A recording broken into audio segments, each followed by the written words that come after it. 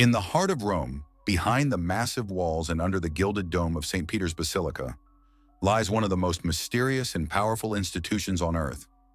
A place that is, technically, its own country, with its own government, its own bank, and its own rules. The Vatican City covers just over 100 acres, yet its influence reaches across continents, shaping the world in ways that few understand and fewer still can trace. It's not just a religious capital, it's a financial fortress, a geopolitical chess piece, a vault of secrets centuries deep. The Vatican is a paradox, preaching humility while amassing untold wealth, preaching peace while navigating centuries of war and politics. And like all great empires, much of its power lies not in what it reveals, but in what it hides. To understand the Vatican, you have to look past the robes and rituals, beyond the stained glass and incense. You have to follow the money. And when you do, a much darker, more complex picture begins to emerge. One that ties together corruption, espionage, scandal, and unimaginable power. Let's go back, far back. Long before it was a sovereign state, the Roman Catholic Church was already accumulating vast wealth and influence. By the Middle Ages, the Pope wasn't just a spiritual leader, he was a kingmaker. Monarchs bent the knee, empires fought for his blessing. The Church owned more land in Europe than any other institution. It levied taxes, demanded tithes, and sold indulgences, literal payments for the forgiveness of sins. But money and salvation have always made for a dangerous mix. The Church became both banker and broker. By the time of the Renaissance, it was commissioning the world's greatest art, not out of generosity, but as a demonstration of divine authority. The opulence of the Vatican wasn't an accident. It was a statement. This is what God's chosen empire looks like. Yet that empire wasn't immune to scandal. Corruption was rampant. Simony, the buying and selling of church offices, was common. The Medici popes, like Leo X, turned the papacy into a family business. One pope even held orgies inside the Vatican. These weren't anomalies. They were symptoms of a system where power had no oversight. As Europe modernized, the Church began to lose its grip. The Protestant Reformation shattered its monopoly on faith. Revolutionary movements stripped it of lands and privileges. By the 19th century, the once mighty papal states were gone. And in 1870, the Kingdom of Italy seized Rome. The Pope, infuriated, declared himself a prisoner in the Vatican. For nearly 60 years, he refused to leave. Then came a deal that changed everything. In 1929, Benito Mussolini, the fascist dictator of Italy, signed the Lateran Treaty, officially recognizing Vatican City as an independent state.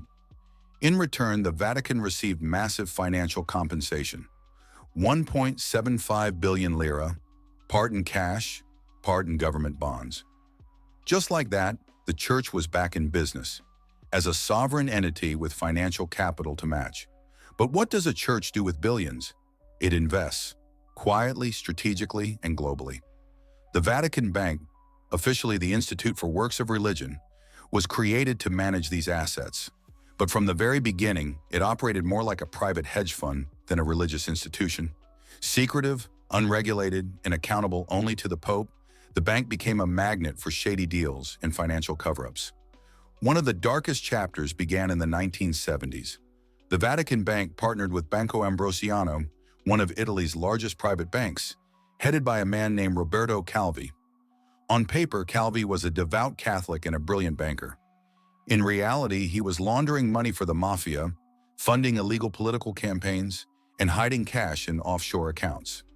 The Vatican turned a blind eye, or worse, enabled it. When Banco Ambrosiano collapsed in 1982, over $1.3 billion vanished. Roberto Calvi was found dead, hanging from Blackfriars Bridge in London, his pockets stuffed with bricks. Officially, it was ruled a suicide, but to this day, many believe it was a message. From the mafia, from the Freemasons, from someone with too much to lose. The scandal didn't end there. The Vatican was implicated in covering up financial crimes, manipulating markets, and even funding covert operations during the Cold War. It provided safe haven for Nazi war criminals through the so-called rat lines, offered support to right-wing dictatorships in Latin America, and maintained close ties with U.S. intelligence during the fight against communism. Every pope since the Cold War has promised reform, but every time the system bends and then returns to form. Why? Because the Vatican isn't just a church. It's a sovereign intelligence network, a tax-exempt corporation, a geopolitical entity with more secrets than most governments. Its influence is subtle but profound. The Vatican holds observer status at the UN. It maintains diplomatic relations with over 180 countries. It has its own passport system, its own postal service, its own radio and media network. It can issue stamps, but more importantly, it can issue silence. It controls narratives. It canonizes saints, but it also buries skeletons. Abuse scandals, money laundering, even ties to organized crime. These don't just happen. They are symptoms of systemic rot that's been polished with incense and cloaked in Latin. And the money, it keeps flowing. The Vatican invests in luxury apartments, in oil companies, even in arms manufacturers, all while preaching peace and humility. In 2013, Pope Francis promised a new era of transparency. He sold off some church assets, cleaned house at the Vatican Bank, and appointed a new generation of reformers. But even Francis, widely seen as a progressive, has struggled to control the machine. Whistleblowers have been silenced, internal audits suppressed, and just recently, new scandals have emerged, involving multi-million-dollar real estate deals in London and covert use of church donations for private investments. This is the paradox: an empire built on faith, sustained by money, and haunted by secrets. The Vatican is not just a symbol of spiritual authority. It is a sovereign state with a seat at every table, from Wall Street to Westminster to the White House. And the more you dig, the deeper it gets. The deeper one delves into the corridors of the Vatican, the more it becomes clear that what appears on the surface, the sermons, the sacraments, the saints, is only a facade. Beneath it lies a vast and intricate web of politics, money, and quiet diplomacy. A global network that stretches from Latin America to Africa, from the boardrooms of European banks to the private jet hangars of oil billionaires. And at the center, always, is a paradox: an empire that claims moral authority over 1 billion souls, yet operates with the precision and opacity of a multinational conglomerate. Consider, for example, the Vatican's role in post-war Europe. After World War II, as the dust of fascism settled and communism began to rise, the Vatican rebranded itself as a bulwark against atheistic tyranny. With backing from the United States, it became a moral counterbalance to the Soviet bloc. It wasn't just pulpits and prayers. It was covert support, secret funding, and strategic alliances. The church helped funnel U.S. money into anti-communist movements, backed Christian Democrat parties, and became an informal branch of Western intelligence. In exchange, it was rewarded with influence, with protection, and with silence. Silence about its role in protecting Nazi collaborators. Silence about the clergy who aided dictatorships in Chile and Argentina. Silence about the manipulation of Catholic charities to fund espionage. One of the more hidden but explosive connections was between the Vatican and Opus Dei, a deeply conservative Catholic organization founded in Spain. While outwardly focused on spiritual discipline and piety, Opus Dei grew into a vast financial and political force, with members embedded in banking, politics, and media. Some say it became the Vatican's invisible hand, orchestrating decisions behind closed doors, influencing elections, and ensuring that the Church's grip on global affairs never weakened. Meanwhile, the Vatican's finances continued to grow in the shadows. While the Vatican publishes some reports, the full scope of its wealth is impossible to verify. It owns real estate in some of the world's most expensive cities: London, Paris, Geneva, Rome. It holds shares in companies across every major sector. And perhaps most significantly, it controls massive investment portfolios through secret accounts and shell companies. These financial flows are not just about profit, they are about power.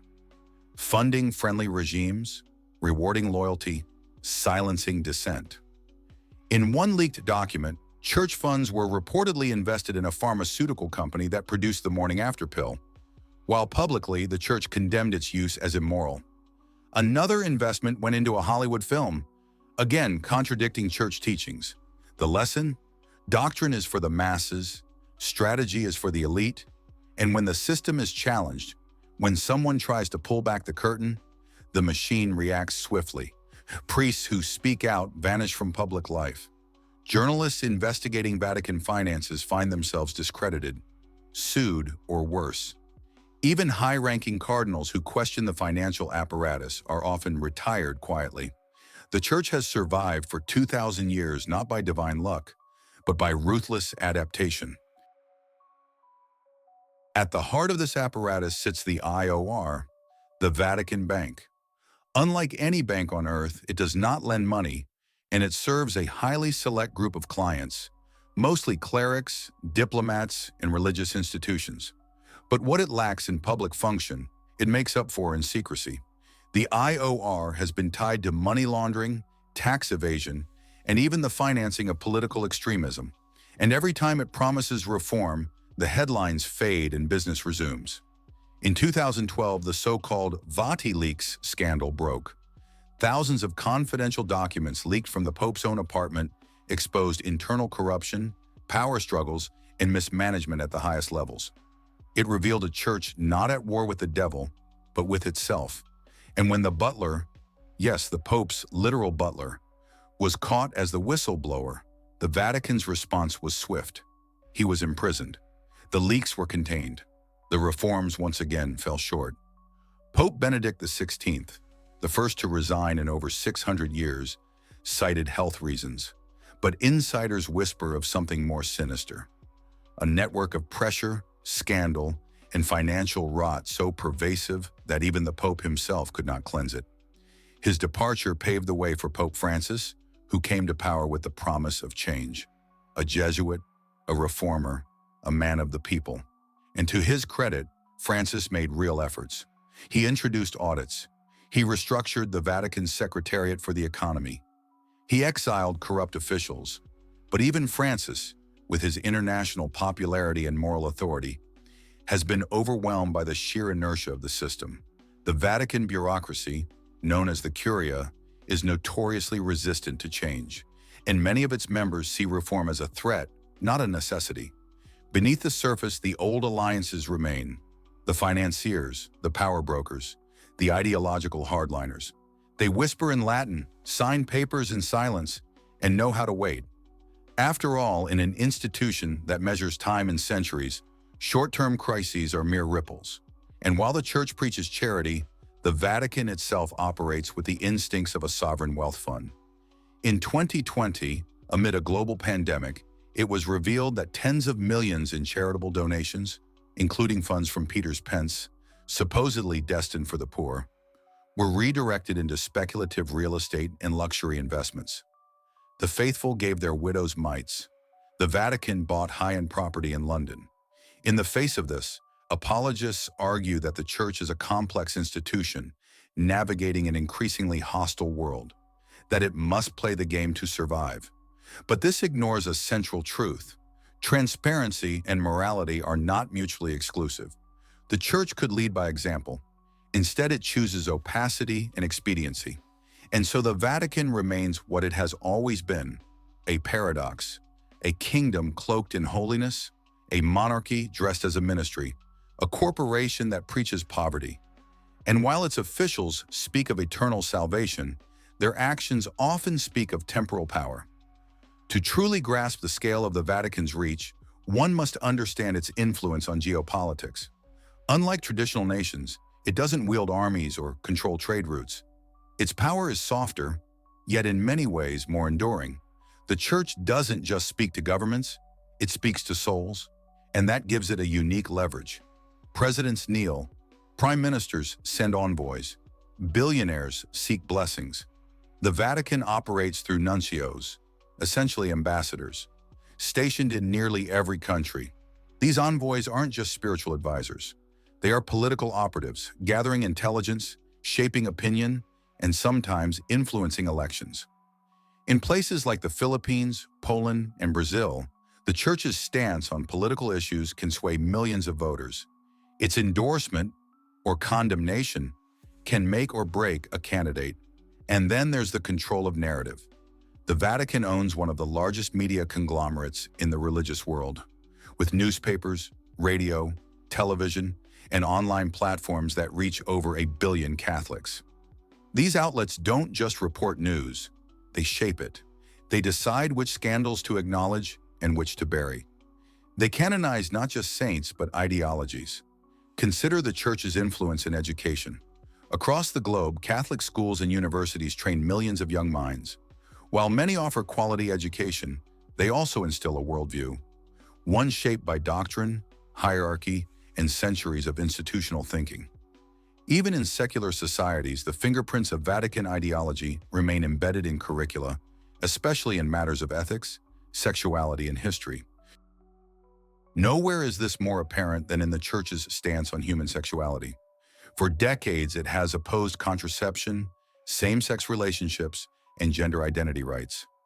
Critics argue that these positions have caused immeasurable harm, contributing to overpopulation, the spread of disease, and the marginalization of LGBTQ+ communities. Yet the Church stands firm, citing divine authority over cultural shifts. But even as it condemns, it protects. The Vatican has spent billions settling sexual abuse cases worldwide, from the US to Ireland, Australia to Chile. And while hundreds of priests have been prosecuted, thousands more were shielded by the institution, transferred quietly, hidden in new parishes, sometimes promoted. This systemic abuse wasn't an aberration. It was enabled by a culture of secrecy, a refusal to report crimes to civil authorities, a doctrine that valued the Church's reputation above the suffering of its victims. And though the Vatican has issued apologies, convened summits, and promised zero tolerance, the patterns remain disturbingly familiar. Because the core issue isn't just individual predators, it's the structure. The Vatican's hierarchy is rigid, male-dominated, and deeply resistant to transparency. It views criticism as heresy, accountability as betrayal, and reform as weakness. Even within its own walls, dissent is dangerous. Theologians who challenge orthodoxy are silenced. Nuns who question patriarchy are excommunicated. Priests who come out as gay are defrocked, while abusers are moved. This is not a spiritual community. It is a fortress. And like any fortress, it fears cracks. And yet, paradoxically, it also seeks expansion. The Vatican is deeply invested in the global South, where Catholicism is growing. Africa, Southeast Asia, and Latin America have become new frontiers for influence. New bishops are being appointed, new churches are being built, and with them come old doctrines, repackaged for new audiences. This global growth is not just religious, it's economic. Tithes, donations, real estate, all flow back to Rome. In places of poverty, the Church becomes landlord, employer, and lender. It offers hope, yes, but it also demands obedience. And behind every baptism, there is a ledger. So where does this leave us? In a world more interconnected than ever, the Vatican remains stubbornly insular. Its financial records are opaque, its leadership unelected, its laws bound by canon, not democracy. And yet it continues to shape lives, not just in churches, but in parliaments, boardrooms, and courts. The Vatican claims to be above politics, but in truth, it plays the game better than most. It has survived empires, revolutions, wars, and pandemics. It has outlived kings and presidents. It has buried scandals that would have destroyed any other institution. And it has done so not by divine intervention, but by strategy. Some would argue that the Church must protect itself to protect its mission, that without power, it cannot do good. But history suggests the opposite, that when institutions place survival above truth, they lose the very soul they claim to save. The Vatican is many things: sacred and profane, compassionate and corrupt. It is a sanctuary and a syndicate, a temple and a treasury. And while it may speak of heaven, its roots are firmly planted in earth, in soil watered by centuries of blood, money, and silence. And now we come to the greatest paradox of all, that in its effort to represent the eternal, the Vatican has bound itself to the temporal, that its wealth, its politics, its networks, its scandals are not simply side effects, but central components of its survival. This is no longer just a story of faith, it is a story of empire. And like any empire, the Vatican has its enemies, both internal and external. Reformists who whisper of transparency, survivors who demand justice, secularists who call for separation. And even within its ranks, there are cracks. Bishops who speak out, cardinals who leak documents, faithful who walk away. But the Church has seen worse. It endured the Reformation, the Enlightenment, the modern age, and it learned how to adapt, or more precisely, how to appear to adapt while retaining control. Take Pope Francis, for example, a man whose image is crafted with precision. The humble Pope, the Jesuit outsider, the people's champion. He tweets, he visits refugees, he drives a modest car. But behind the optics, his reforms have stalled. The old guard remains in place. The financial machine continues to hum. And while he speaks of the poor, the Vatican still invests in luxury real estate and holds offshore accounts. The theater of reform is often enough to quiet critics, but not enough to change the system. Because to change the Vatican is to threaten an entire ecosystem, not just of cardinals and clerics, but of bankers, politicians, lobbyists, and power brokers who rely on its stability. It is a pyramid of influence, and every brick is sacred. Still, the cracks widen. In Europe, church attendance continues to decline. In North America, the abuse scandals have eroded trust. And in the digital age, secrets are harder to bury. Whistleblowers now have Twitter. Victims now have platforms. The Vatican, once protected by distance and mystique, is now exposed to the glare of the internet. And yet, despite everything, it endures. It endures because it has spent centuries mastering the art of survival. It endures because it offers something few institutions can: purpose, meaning, forgiveness. It speaks not just to the mind, but to the soul. And that, even more than money or politics, is its greatest asset. But here's the question: what happens when people begin to see the curtain? When they realize that behind the vestments and incense is an institution that behaves like any other seat of power? That salvation is tangled with strategy? That the sacred has been monetized? Perhaps the most dangerous moment for any empire is not when it is attacked, but when it is understood. Because understanding strips away the mystery. It reveals the machinery. And the Vatican, for all its beauty, its tradition, its rituals, is a machine. A well-oiled, meticulously crafted, astonishingly powerful machine. But machines can break. Maybe not today, maybe not tomorrow. But the world is changing. And sooner or later, the Vatican will face a reckoning. Not from outside, but from within. From the faithful who demand more than rituals, who ask where the money goes, who want their church to reflect its teachings, not just preach them. This is the story of the hidden empire of the Vatican. Not the one in the stained glass or the scripture, but the one behind the walls. The one built on gold, protected by silence and ruled, not by God, but by men.